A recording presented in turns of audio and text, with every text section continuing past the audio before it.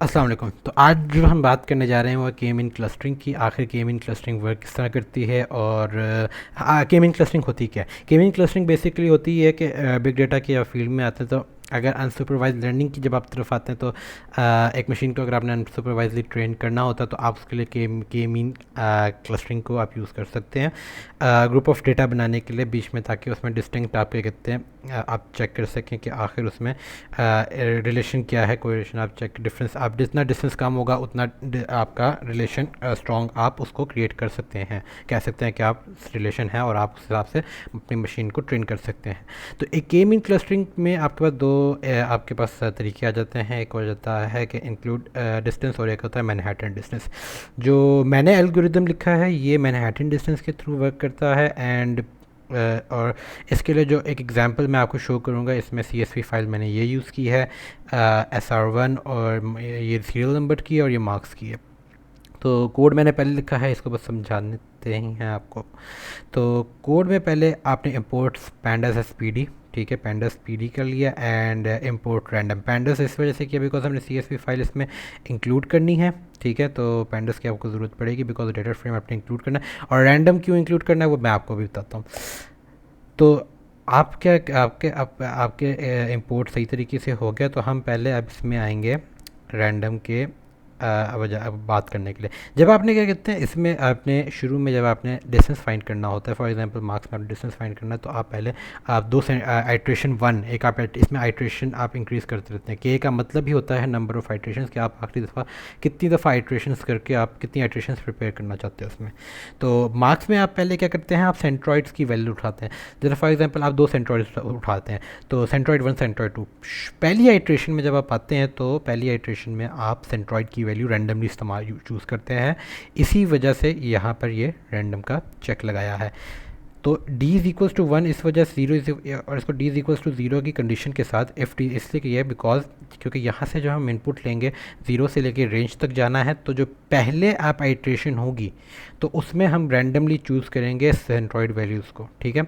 तो यहाँ से रैंडमली चूज़ की सेंट्रॉइड वैल्यूज़ को, आइट्रेशन वन आइट्रेशन टू के हिसाब से उसने उनको वर्कआउट करके उनके डिस्टेंस निकाल लिए फर्स्ट आइट्रेशन के लिए।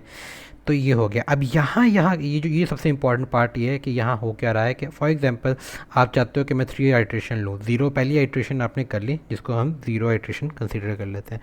पहली आइट्रेशन आपने कर ली, उसके बाद आपको क्या हुआ कि आपने नेक्स्ट आइट्रेशन पे जाना है। अब आपको अब आपको अब अगली जो सेंट्रॉइड वैल्यू है वो आप रैंडमली नहीं उठा सकते। वो आप क्या करेंगे, आप दोनों सेंट्रॉइड जो आपके पास टेबल ग्रुप बनेंगे फर्स्ट आइट्रेशन से, वो भी मैं आपको बाद में दिखा दूंगा कैसे बनते हैं। उनमें से आप चेक करेंगे कि C1 और C2 को कंपेयर करेंगे कि जिधर C1 की सबसे छोटी वैल्यूज़ होंगी उधर कंपेरेटिव टू मार्क्स उनको आप मार्क्स लेके एवरेज लेके C1 की आइट्रेशन 2 की सेंट्रॉइड वैल्यू निकाल लेंगे। सेम केस आप C2 के साथ करेंगे कि C2 में चेक करेंगे कंपेयर टू C1 कि C2 में कौन सी वैल्यूज़ छोटी हैं। कंपेरेटिव टू रो जाएंगे, वहाँ मार्क्स देखेंगे, उनको एडअप करके उनको सम अप करके उनका एवरेज लेके वो C2 नेक्स्ट C2 बनेगा। अभी मैं आपको रन करके दिखा भी देता हूँ कि आखिर क्या चलता है कैसे। अच्छा, अब हम आते हैं इसमें। अब इसमें इसने क्या किया कि पहले इसने सीरियल नंबर 1 2 3 4 5 और ये हमें जिस तरह मार्क्स है। अब देखें पहले उसने सेंट्रॉइड वैल्यूज़ जो पहली जो उसने सेंट्रॉइड वैल्यूज़ जो पहली आइट्रेशन की सेंट्रॉइड वैल्यूज़ है ये एक्चुअली हैं रैंडम, ठीक है। अब इसने रैंडमली मार्क्स में से पिक कर लिए हैं सेंट्रॉइड वैल्यूज़, ठीक है, और उसने उसमें से इनको माइनस करके for example 37 minus 35 minus 7 is equals to, अभी चेक कर लेते हैं 35।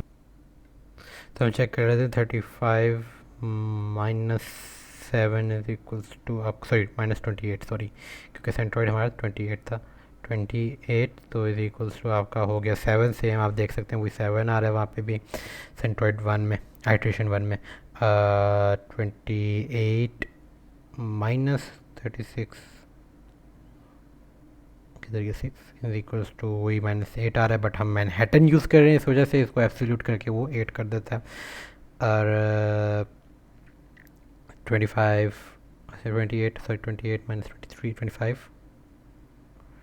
माइनस 25, ओके, तो ये 3 आ जाता है जिस तरह आप देख सकते हैं। हम C2 में भी चेक कर सकते हैं कि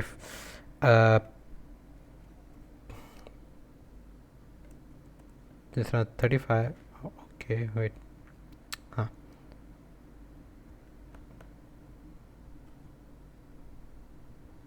अच्छा, सी टू में भी हम चेक कर सकते हैं, जिस तरह 58 माइनस 35 इज इक्वल्स टू 23 आ रहा है, सेम मतलब हमारा सेंट्रॉइड सही चल रहा है।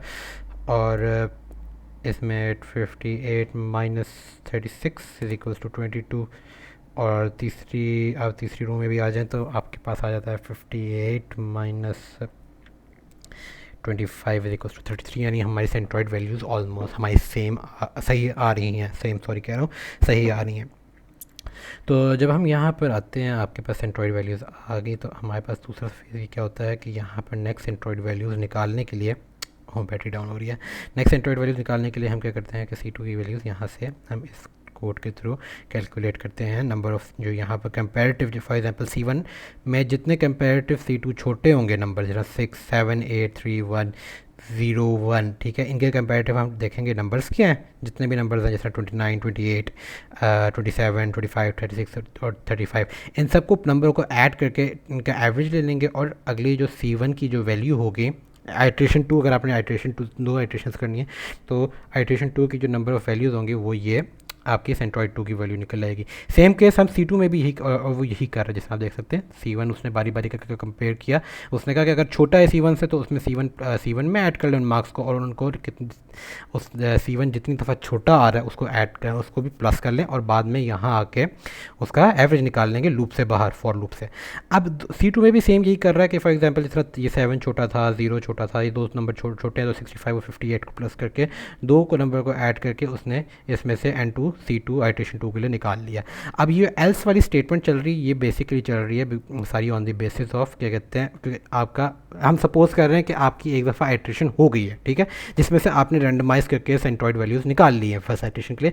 तो अब इसमें हम एल्स वाला स्टेटमेंट है, ये चलेगी आफ्टर आइट्रेशन 1 और आफ्टर जब D, जो कि हम आइट्रेशन हमने रखी हुई है D 0 है, उसके बाद से आगे चलेंगे, and this will keep on going till the जितनी दफ़ा आप आइट्रेशन करेंगे। सेम केस 31 65 और देखें 31 65 बिकॉज अगेन सेम नंबर वही आए हैं, से लाइक फॉर एग्जांपल उनकी मतलब सेम नंबर, मतलब जैसे कहते हैं कि छोटे आए हैं कि लाइक कम साइज़ कंपेयर, अगर आप कंपेयर करें C1 C2 को, तो इस वजह से सेंट्रॉइड की वैल्यूज़ भी दोबारा रिपीट हो गई हैं। सो आई होप आपको ये वीडियो अच्छी लगी हो। Thank you for watching.